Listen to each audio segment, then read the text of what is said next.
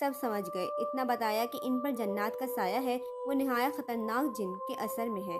اگر اس کے جن شیطانی کارستانی سے جان چھڑائی جائے تو بیوی ٹھیک ہو سکتی ہے۔ نصرت بی بی کو اس مصیبت سے چھٹکارا دلانے پر پوری توجہ دی گئی۔ دوران عملیات شاہ صاحب اپنی پوتی، جو خود بعمل عاملہ تھی، ہمیشہ اپنے ساتھ رکھتے تھے۔ چونکہ وہ ضعیف العمر تھے، جسمانی لحاظ سے لاغر تھے، دوران عملیات مریض ایسے حرکات کرتے ہیں کہ کسی میں قابو میں نہیں آتے۔ ان کی پوتی اس سلسلے میں ان کی مددگار تھی۔